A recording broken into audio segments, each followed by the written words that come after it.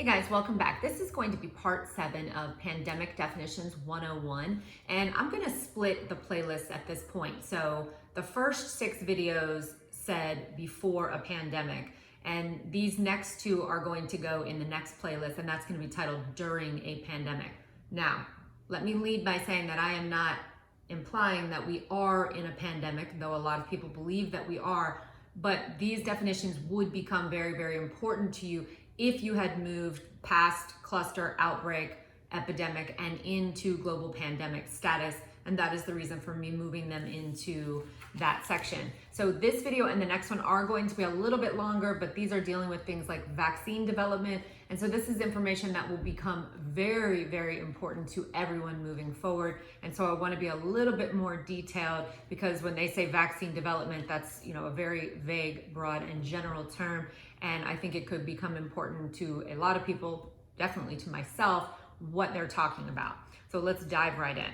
Okay, so vaccine development, it says that clinical development is a 3-phase process. And I should start by saying that even Tony Fauci, who is the director of the NIH, has said that even though they are working at, I think he said, the fastest pace that in human history, that it could still take a process of a year to a year and a half to have vaccines available for the general public, because you have many stages of trials and testing and development, and then you have quality guarantees and processing, manufacturing, approval, things like that we're going to go through. So it is a very long process. Even if you get the first part down very quickly, there's still a very long process on the back end.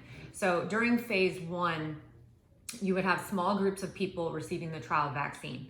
And in phase 2, the clinical study is expanded and the vaccine is given to people who have characteristics such as age and physical health similar to those for whom the new vaccine is intended.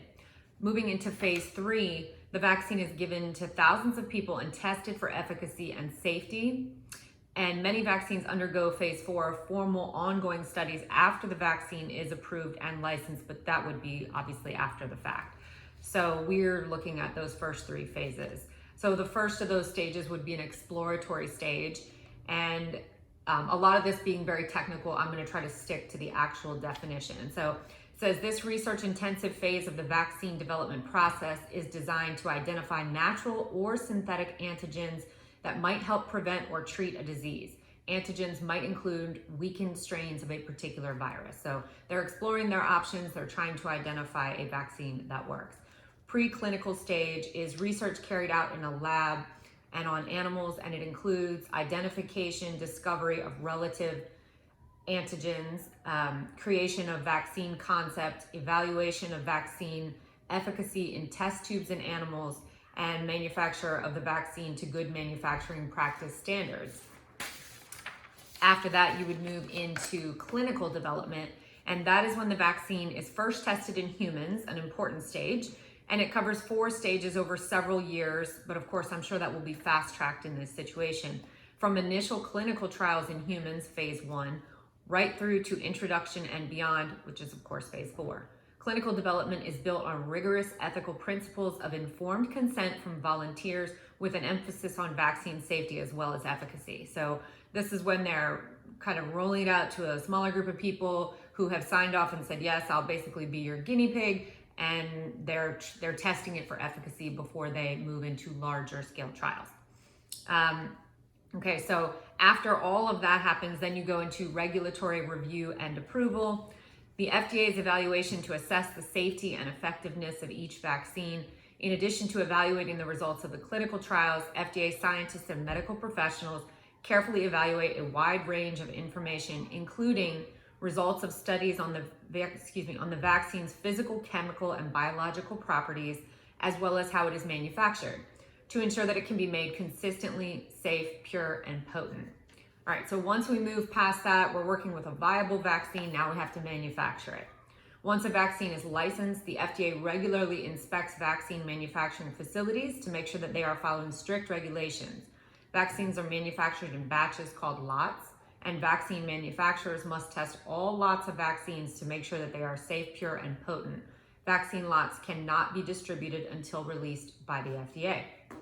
All right, so I know that there's this giant push for a vaccine, and I know we all loosely understand what vaccine means. Of course, you want a vaccine because you believe that that will help to inoculate a certain part of your population or all of your population against any kind of virus, pathogen, anything like that. So technical definition, vaccine, a substance used to stimulate the production of antibodies, that's your body's response to something that it doesn't want in your body, and provide immunity against one or several diseases prepared from the causative agent of a disease, its products, or a synthetic substitute, treated to act as an antigen without inducing the disease. So basically, well, let me read the second part.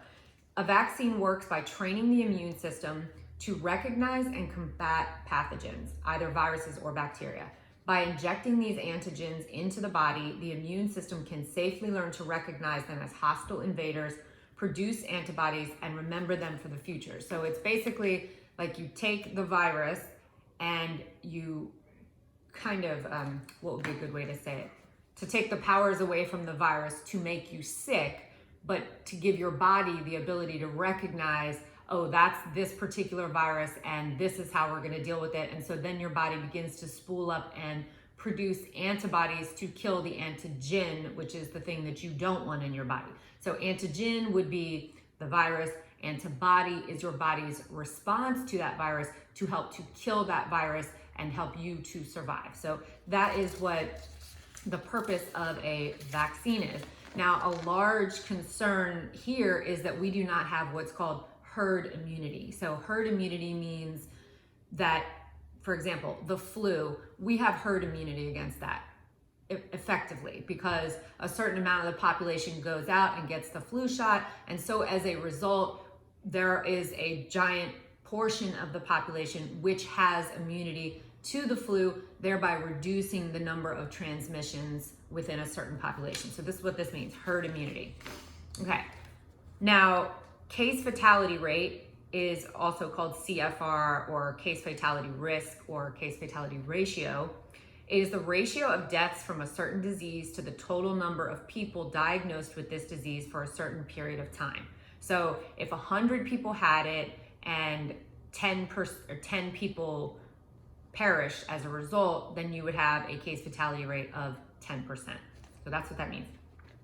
Reinfection, and this is a growing concern globally, that when people are tested clear that they no longer have COVID-19, that sometime later they actually test positive again, and that is what we would be referring to here as reinfection.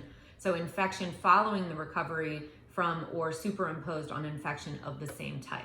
So this would be to have COVID-19, recover from it, and then test positive for it again at some point in the future. So it is not, there is no indication at this time that if you became ill and developed COVID-19, that having it and getting past it would give you an immunity to it, which you would have in certain other kinds of situations, but that does not appear to be the case here. A growing concern is, of course, exponential growth. And that means, well, I'm going to read you the technical definition, okay? Growth whose rate becomes ever more rapid in proportion to the growing total number. And a virus will typically spread exponentially at first if there is no immunization available.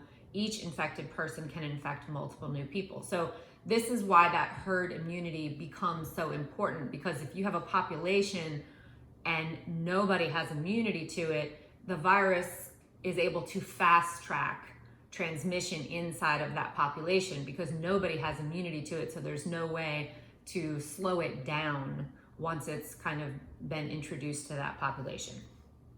We hear a lot, you know, the cases are doubling, and of course that makes sense on a visceral level, but technically, and I cannot remember the name of the blog post that I read this on, but I'll try to link it below if I can find it. But it was a great example. I'm just going to read it to you. It said, day one, a single person tells someone a rumor, and suppose that on every subsequent day, each person who knows the rumor tells exactly one other person the rumor. Have students ponder, oh, that's right, because it was from a class exercise. How many days until 50 people have heard the rumor? 100 people, the whole school, the whole country. In this situation with the rumor, the number of people who have heard the rumor doubles every day. This is because each day, every person who knows the rumor tells it to a new person. In other words, there is a 100% transmission rate. Now, I don't know that there is a 100% transmission rate here. Regardless, the point is that you have one person who tells the rumor to two people. Well, on Monday it was one, and on Tuesday, right, now you have three, because you have one plus the two, and then the next day those two people have potentially told two other people, and so you have this exponential growth and doubling.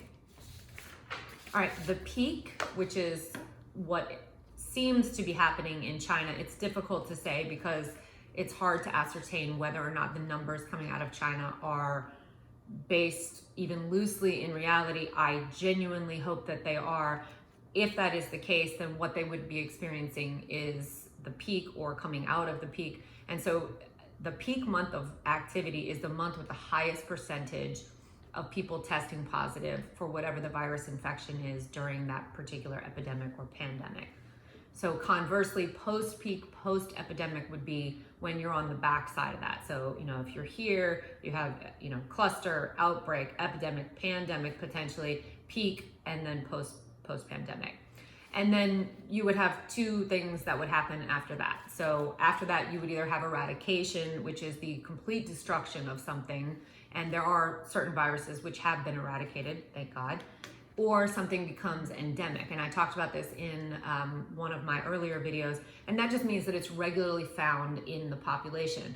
And so something like the flu is endemic. We know that it's there. We have a vaccine for it, not diminishing the fact that it presents a risk, but it's something that we've learned to deal with as part of our normal seasonal disease. And hopefully you have a vaccine in place so that that endemic disease virus does not grow exponentially. So that is what, of course, you would hope for. Anything is that, well, actually you'd hope for eradication and you would settle for it being endemic.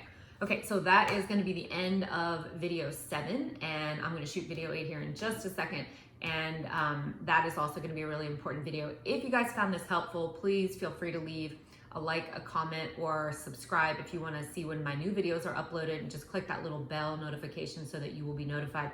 None of my videos are monetized on this series because this is not about money or views. This is simply about providing information to the general public about all of these terms that are just flying around at rapid speed and that we're going to be hearing as part of the narrative going forward for probably a very long time. And I just want you to have the tools to kind of understand if they say, oh, they're in phase 1, great. How many phases are there? There are 3 technically before the 4th one, but that basically happens after manufacturing. So that's where we're at. Everybody is pushing for a vaccine, and God willing, that will happen sooner rather than later. And I will see you guys in part 8. Thanks for watching. Bye-bye.